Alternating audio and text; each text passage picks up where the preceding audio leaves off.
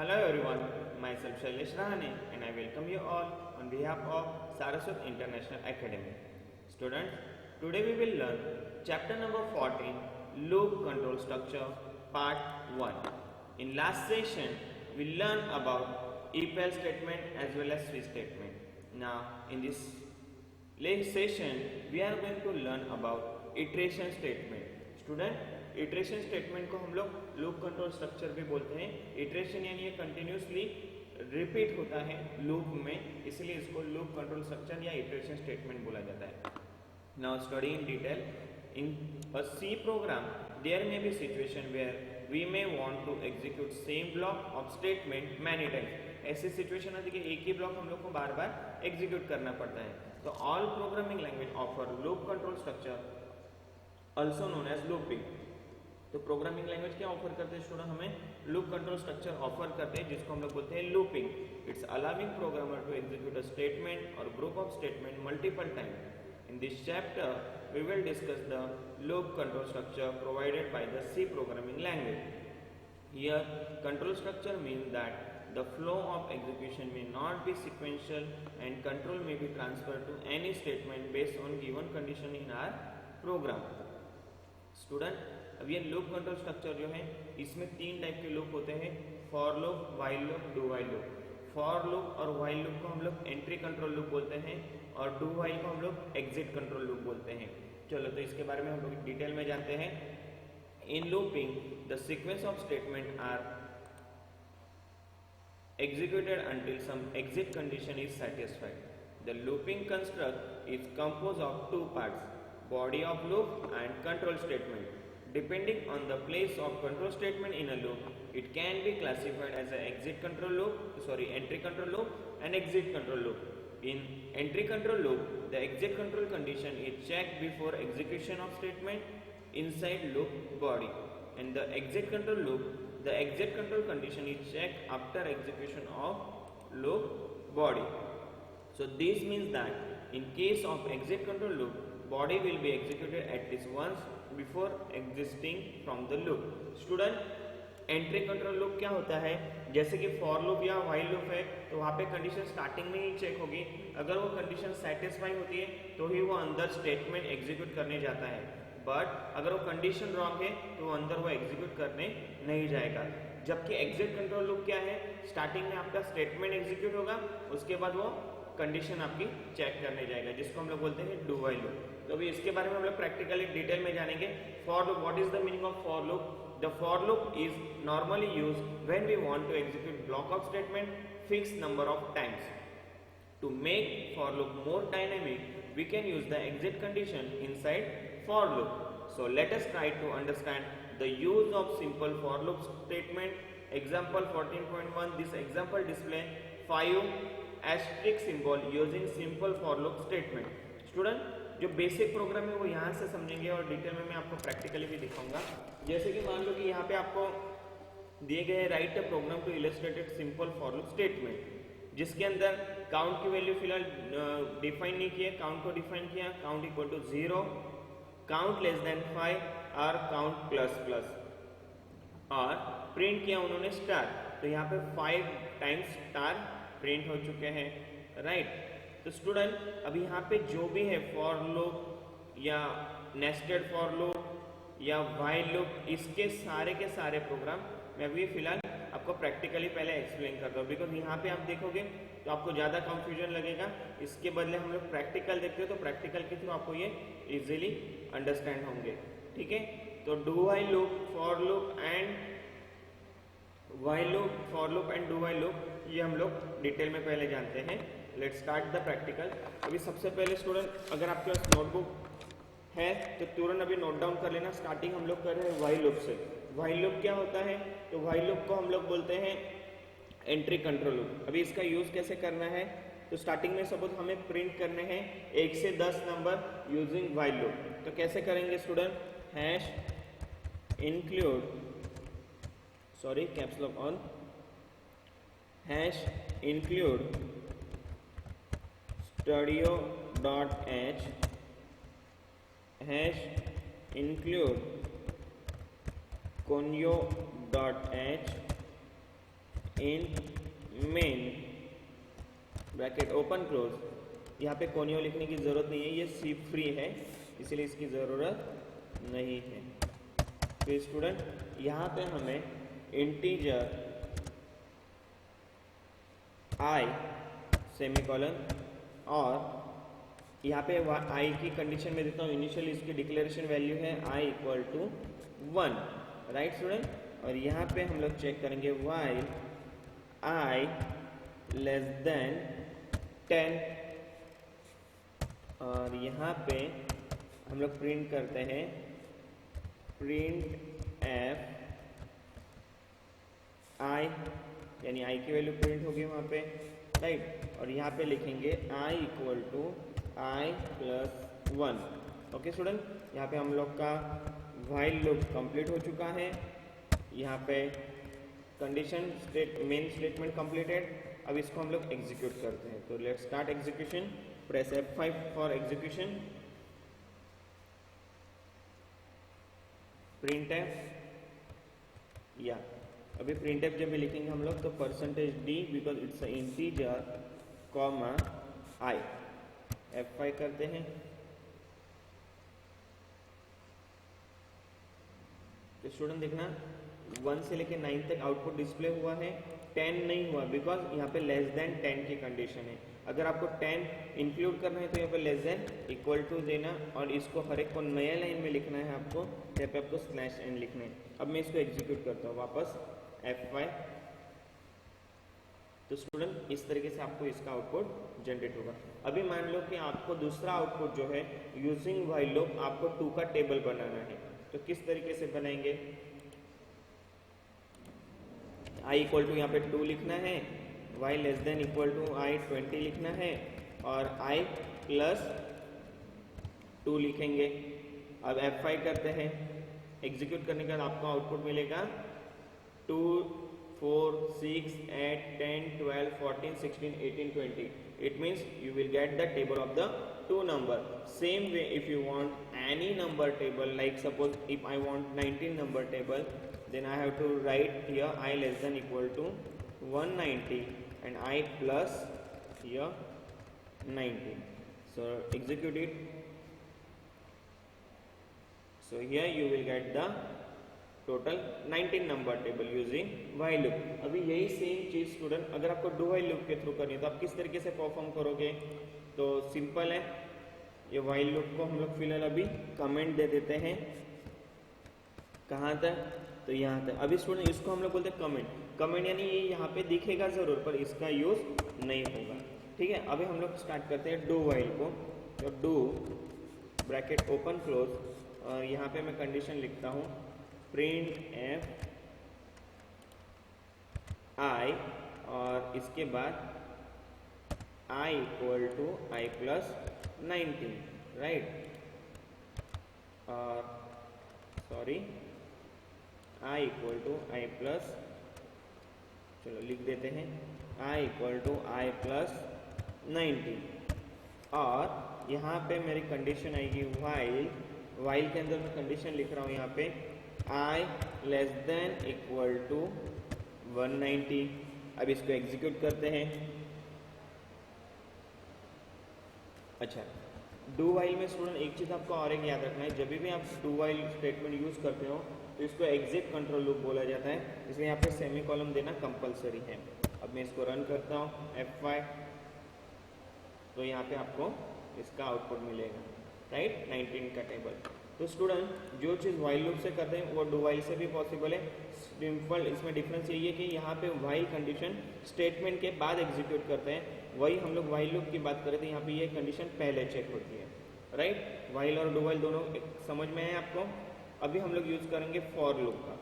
For loop को अगर same programme हमें अगर फॉर लूप के थ्रू करना है तो किस तरीके से कर सकते हैं? तो सिंपल है, यहाँ पे आई को डिक्लेयर किया, फॉर लूप को स्टार्ट करते हैं i equal to 19, i less than equal to 190, i plus i equal to i plus 90। Okay student, और यहाँ पे हमें सिंपल एक कंडीशन लिखनी है प्रिंट एफ, यहाँ पे डबल कोट में परसेंटेज डी कॉमा करके एंड आई, ओके, और यहाँ पे स्लैश एन भी लिखते हैं फॉर न्यू लाइन। अब इसको एग्जीक्यूट करते हैं। तो सॉरी, यहाँ पे एंड लिखने की जरूरत नहीं है, ये इसका एड्रेस बताएगा। ओके स्टूडेंट, देखो अब यहाँ पे क्या है, व्हाइल लूप और डू व्हाइल में सिर्फ हम लोग ये कंडीशन ही चेक करते थे, बट फॉर लूप में हम लोग इनिशियलाइजेशन भी यहाँ पे करेंगे, कंडीशन भी यहाँ पे चेक करेंगे और इंक्रीमेंट डिक्रीमेंट भी यही से करेंगे। ओके, अब मान लो कि मुझे आउटपुट चाहिए लाइक सपोज -10, -5, 0, 10 और 5। तो स्टूडेंट ये किस तरीके से करना पड़ेगा हमें, तो यहाँ पे मेरे को -10 से आउटपुट चाहिए, तो यहाँ पे मैं लिखता हूँ -10। आफ्टर दैट मुझे चाहिए 10 तक आउटपुट, राइट, तो मैं यहाँ पे 10 लिखूंगा और वैल्यू में 5 से बढ़ा रहा हूँ, राइट, तो i = i + 5। चलो देखते हैं आउटपुट क्या आता है। इसको हम लोग बंद करते हैं पहले, यहाँ से फिर से मैं इसको एग्जीक्यूट करता हूँ। तो स्टूडेंट देखना, जो मैंने आउटपुट बोला था उस तरीके से -10, -5, 0, 5 और 10। तो स्टूडेंट ये हो गए हमारे तीनों loop, while loop, do while loop, for loop. अब हम लोग बात करते हैं नेस्टेड लूप की। अब नेस्टेड लूप यानी क्या, तो एक लूप के अंदर दूसरा लूप, दूसरे लूप के अंदर तीसरा लूप, इसको हम लोग बोलते हैं the loop inside the loop is called the nested loop. तो नेस्टेड लूप का प्रैक्टिकल समझते हैं पहले। अभी मान लो यहाँ पे मैं आपको एक प्रैक्टिकली समझाता हूँ कि ये एक आउटपुट है स्टार, यहाँ पे 2 स्टार, यहाँ पे 3 स्टार, यहाँ पे 4 स्टार और ये 5 स्टार, जिसको बोला जाता है पैटर्न। अब ये पैटर्न अगर हमें परफॉर्म करना है स्टूडेंट, तो हम लोग को यहाँ पे नेस्टेड फॉर लूप की जरूरत है। Now why we require nested for loop, one loop will work for a row, right, इसमें टोटल नंबर ऑफ रो है ना, तो इसके लिए वर्क करेगा, and one loop is use for the column, तो ये कॉलम के लिए वर्क करेगा। तो जैसे कि अगर ये स्टार की हम लोग को पोजीशन जानी है, तो फिलहाल इसकी पोजीशन है 0, 0, फिर इसकी है 1, 1, 1, 2, इसकी है 2, 1, 2, 2, 2, 3, इसकी है 3, 1, 3, 2, 3, 3, 3, 4, इसकी है 4, 1, 4, 2, 4, 3, 4, 4, इस तरीके से स्टूडेंट। तो अभी इसको मैं यहाँ पे भी समझाता हूँ, तो ये आपको और क्लियरली समझ में आएगा। सबसे पहले मेरे को 2 वेरिएबल लगेंगे, तो यहाँ पे मैं यूज करता हूँ रो और दूसरा यूज करता हूँ column, call, right.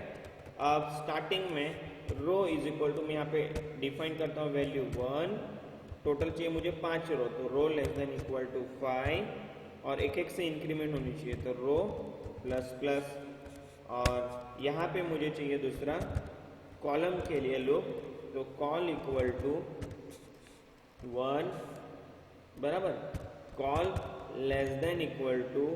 <= Row and col ++। Okay student, after that यहाँ पे मेरे को प्रिंट करना है %d, जरूरी नहीं है बिकॉज मुझे वैल्यू नहीं चाहिए, यहाँ पे मैं डबल कोट में प्रिंट करूंगा ओनली स्टार, राइट। और स्टूडेंट ये लूप कंप्लीट होने के बाद मुझे यहाँ पे जैसी रो कंप्लीट होती है मुझे नई लाइन पे जाना है, तो नई लाइन के लिए यहाँ पे मैं लिखूंगा /n और यहाँ पे एक स्पेस दे देते हैं, यानी स्टार प्रॉपरली डिस्प्ले होंगे। तो यहाँ पे आपका देखो फॉर लूप एक दूसरे फॉर लूप के अंदर है, ये लूप वर्क करेगा रो के लिए, ये वर्क करेगा कॉलम के लिए। अब इसको एग्जीक्यूट करते हैं, तो स्टूडेंट देखो ये आउटपुट आया। अब यहाँ पे समझते हैं, सबसे पहले यह वर्क कैसे करेगा। जैसे कि रो की वैल्यू है 1, ओके, कॉलम की वैल्यू है 1, तो 1 <= 1 सेटिस्फाई हुआ, 1 <= 1, तब ये अंदर आएगा और एक स्टार प्रिंट होगा। तो जब रो की वैल्यू 1 है, कॉलम की वैल्यू 1 है, तब आपका ये स्टार प्रिंट हो रहा है। ओके स्टूडेंट, फिर नेक्स्ट टाइम कॉलम ++, कॉलम की वैल्यू हो जाएगी 2, तो 2 <= 1 सेटिस्फाई नहीं होगा, इसलिए यहाँ से बाहर निकल जाएगा। स्लैश एन यानी न्यू लाइन पे आएगा, और रो प्लस प्लस रो की वैल्यू होगी अभी 2, और कॉलम फिर से स्टार्ट होगा 1 से, तो 1 लेस देन इक्वल टू 2। अभी सेटिस्फाई हो रहा है स्टूडेंट कंडीशन, अंदर आएगा जब रो की पोजीशन 2 है कॉलम की 1 है तो ये वाला स्टार प्रिंट होगा, फिर से कॉलम प्लस प्लस कॉलम की वैल्यू हो गई 2, तो 2 less than equal to 2 satisfy हो रहा है, अंदर आएगा जहाँ पे रो 2 है कॉलम 2 है वहाँ पे ये स्टार प्रिंट होगा। उसके बाद कॉलम अगर प्लस प्लस होकर 3 होता है तो 3 less than equal to 2 satisfy नहीं होगा, इसलिए ये ब्रेक हो जाएगा और न्यू लाइन पे आएगा। फिर नेक्स्ट टाइम रो की वैल्यू होगी 3। तो स्टूडेंट जब भी ये रो में जितनी वैल्यू है, मान लो कि इसमें 3 वैल्यू है तो ये कॉलम 3 टाइम्स लूप घूमेगा, अगर इसकी वैल्यू 4 है तो ये 4 टाइम लूप घूमेगा, अगर इसकी वैल्यू 5 है तो ये 5 टाइम घूमेगा। इस तरीके से स्टूडेंट ये रो और कॉलम नेस्टेड लूप वर्क होता है। अभी यही पैटर्न अगर मान लो कि मेरे को अपोजिट में चाहिए, यानी स्टार्टिंग चाहिए मेरी 5 4 3 2 1, इस टाइप का अगर मुझे पैटर्न ड्रॉ करना है स्टूडेंट, तो हम लोग क्या करेंगे, वेरी सिंपल, कॉलम की वैल्यू हम लोग लिखेंगे 5, column greater than equal to row, और कॉलम माइनस माइनस करते हैं और F5 करते हैं। अभी देखना तो आउटपुट आपको इसका अपोजिट दिखेगा, राइट, 5 4 3 2 1, राइट स्टूडेंट। अभी यही चीज अगर हमें नंबर में चाहिए, सपोज 1 2 3 4 5 1 2 3 4 1 2 3 1 2 और 1, इस टाइप का मुझे आउटपुट चाहिए। तो इसके लिए स्टूडेंट ये आपको लिखना है तो लिख लो पहले, राइट, फिर हम लोग आगे बढ़ते हैं, बिकॉज ये प्रोग्राम अगर आपको समझ में आया तो ही आप परफॉर्म कर पाओगे। तो आप you have to note down it, pause the video, then you can write it, okay? Now I will continue. So now if I want the output like 1 2 3 4 5 1 2 3 4 1 2 3 1 2 and 1, then what I will do student, simple, here I will write percentage d comma, here I will write call and I will run it. So I close it, F5. So student, you will get the output here 5 4 3 2 1 5 4 3 2 5 4 3 5 4 and 5, understood। अभी यही अगर हमें लोग का ऐसे करना है तो 1 2 3 4 5, तो उसके लिए क्या करना पड़ेगा, तो यहाँ पे रो की वैल्यू लिखनी है 5, row greater than equal to 1 and row minus minus, और यहाँ पे उसके अपोजिट कॉलम की वैल्यू हम लोग करेंगे 1, column less than equal to row, और यहाँ पे लिखेंगे कॉलम प्लस प्लस। अब इसको रन करते हैं, अभी देखना 1 2 3 4 5 1 2 3 4, इस तरीके से आउटपुट आएगा, राइट, 1 2 3 1 2 एंड 1। और इसको अगर हम लोग को अपोजिट करना है, यानी स्टार्टिंग में 1 चाहिए, फिर 1 2, फिर 1 2 3, फिर 1 2 3 4 और फिर 1 2 3 4 5, तो इसके लिए कैसे करना है स्टूडेंट, तो रो की वैल्यू हम लोग लिखेंगे 1, रो लेस देन इक्वल टू लिखेंगे 5, और यहाँ पे रो प्लस प्लस और कॉलम एज इट इज। चलो रन करते हैं इसको बंद करते हैं, F5 करते हैं, और अब देखना तो आपका आउटपुट मिलेगा 1 1 2 1 2 3 1 2 3 4 1 2 3 4 5, right. So please note down in your notebook all the logics. अगर ये प्रोग्राम अगर आपको समझ में आए तो यहाँ पे मैं समझूंगा कि आपको नेस्टेड फॉर लूप समझ में आया है। So note down it.